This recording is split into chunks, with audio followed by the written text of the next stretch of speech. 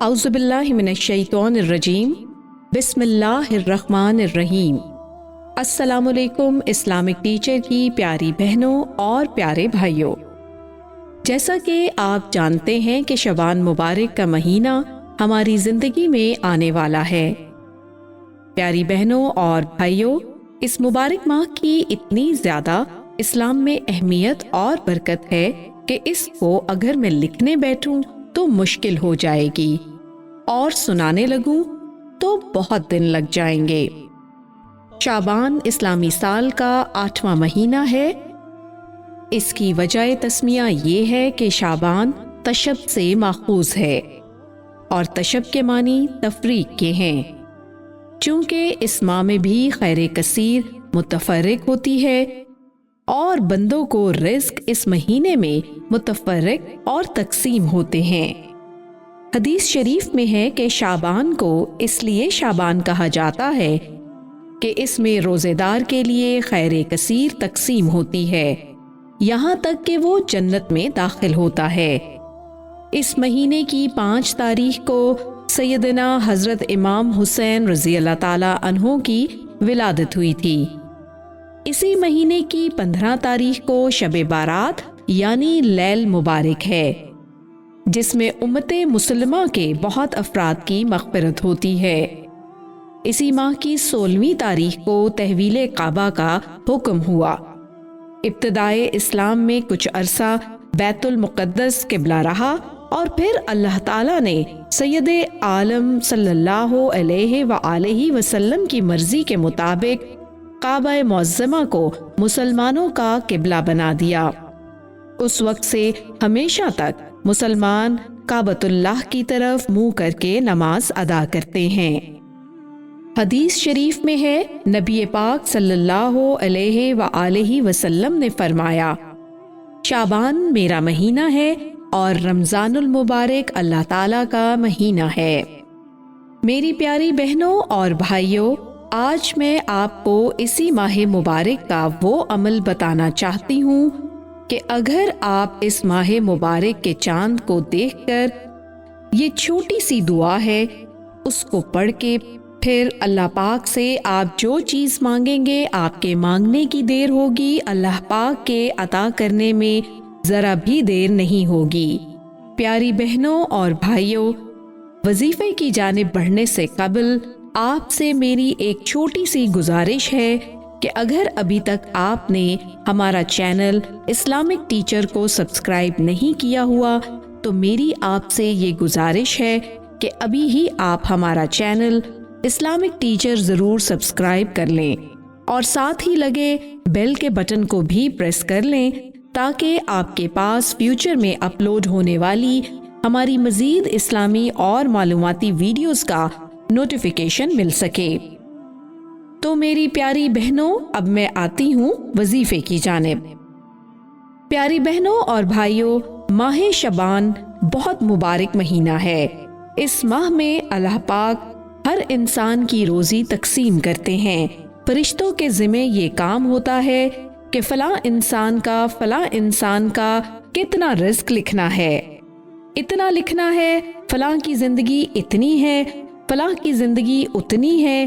اس ماہ مبارک میں ہمیں سب سے پہلے اللہ پاک سے معافی مانگنی چاہیے، دعا کرنی چاہیے کہ یا اللہ، جو زندگی گزاری گناہگاری میں گزاری، اپنی گناہوں پر شرمندہ ہوں، میرے مالک تجھ سے دعا کرتی ہوں، تو میرے گناہوں کو معاف فرما کر مجھ پر رحم فرما، اور میرے مالک وہ گناہ جو تجھ کو ناراض کرتے ہیں، تو ان گناہوں سے میری حفاظت فرما، آمین۔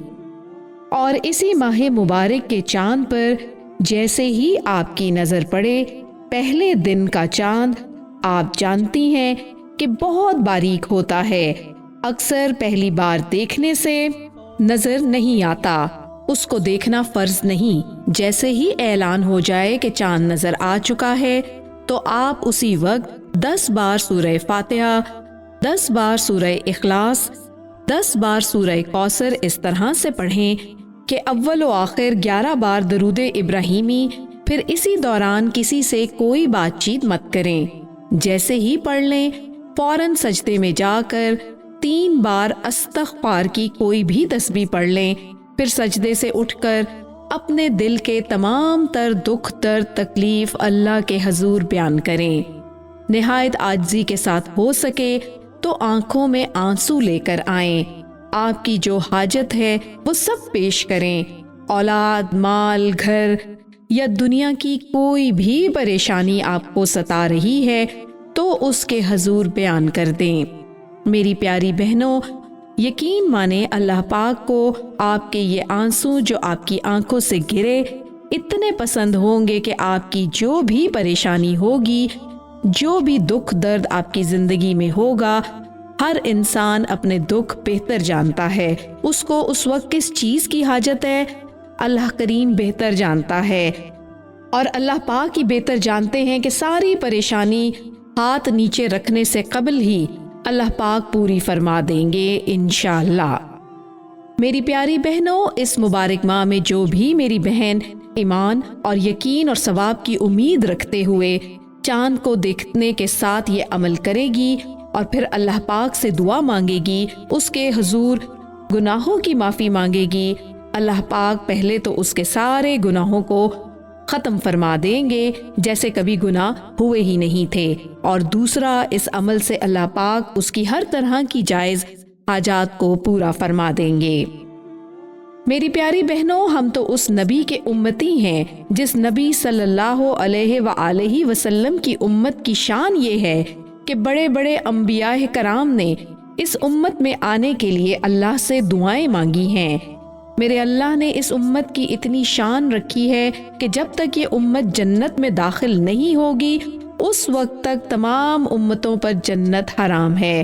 اس ماہ مبارک میں جیسے ہی چاند کو دیکھیں، اللہ سے توبہ استغفار کریں، دعائیں مانگیں، اپنے گناہوں کو مت دیکھیں کہ ہمارے تو گناہ ہی بہت زیادہ ہیں، کیا معلوم گناہ معاف ہوں گے یا نہیں ہوں گے۔ میری پیاری بہنوں، میں آپ کو ہزاروں سال پہلے سیدنا موسیٰ علیہ السلام کی امت میں لے چلتی ہوں۔ مشہور واقعہ ہے کہ صرف ایمان کو تازہ کرنے کے واسطے آپ کو بتانا مناسب سمجھتی ہوں۔ گزشتہ امت مسلمہ یعنی بنی اسرائیل کے ایک نوجوان کا ہے جو کہ بڑا نافرمان تھا، اتنا کہ شہر والوں نے بیزار ہو کر اسے شہر بدر کر دیا تھا۔ چلتے چلتے وہ ایک ویرانے میں جا پہنچا، حالات کی تنگی اس پر آ پڑی، کھانا پینا ختم ہوا، پھر بیماری نے آ لیا، یہاں تک کہ مرض الموت میں گرفتار ہوا۔ ایسے میں اس نے اللہ کو پکارا، اے وہ ذات جو معاف کرے، تو گھٹتا نہیں اور عذاب دے تو بڑھتا نہیں۔ اے اللہ، اگر مجھے معاف کرنے سے تیرے ملک میں کوئی کمی آتی ہے یا مجھے عذاب دینے سے تیری سلطنت میں اضافہ ہوتا ہے تو پھر میرا کوئی سوال نہیں۔ اے میرے رب، ساری عمر تیری نافرمانی میں کٹ گئی، آج تک کوئی اچھا کام نہیں کیا۔ اے میرے رب، میرا آج کوئی سنگی ساتھی نہیں رہا، میرا آج تیرے سوا کوئی سہارا نہیں رہا، سب ناطے رشتے ٹوٹ گئے ہیں، آج میرے جسم نے بھی میرا ساتھ چھوڑ دیا ہے، تو مجھے اکیلا نہ چھوڑ، تو مجھے معاف فرما دے۔ اے میرے رب، مجھے معاف فرما دے کہ میں نے تیرے بارے میں سنا ہے کہ تو غفور الرحیم ہے۔ اسی حالت میں اس کی جان نکل گئی۔ حضرت موسیٰ علیہ السلام پر وحی نازل ہوئی، اے موسیٰ، میرا ایک دوست فلاں جنگل میں مر گیا ہے، اس کے غسل کا انتظام کرو، اس کا جنازہ پڑھو اور لوگوں میں اعلان کر دو کہ آج جو شخص اس کا جنازہ پڑھے گا اس کی بخشش کر دی جائے گی۔ چنانچہ حضرت موسیٰ علیہ السلام نے اعلان کروا دیا۔ لوگ بھاگے بھاگے جنگل کی طرف گئے کہ دیکھیں کون اللہ کا دوست مر گیا۔ وہاں پہنچے تو دیکھا یہ وہی شخص ہے جسے لوگوں نے شہر سے نکال دیا تھا۔ وہ حضرت موسیٰ علیہ السلام سے کہنے لگے، اے موسیٰ علیہ السلام، یہ تو بہت گناہگار شخص تھا، آپ کہہ رہے تھے کہ اللہ کا دوست ہے۔ حضرت موسیٰ علیہ السلام نے اللہ سے دریافت کیا، اے اللہ پاک، یہ تو گناہگار شخص تھا ہماری نظر میں۔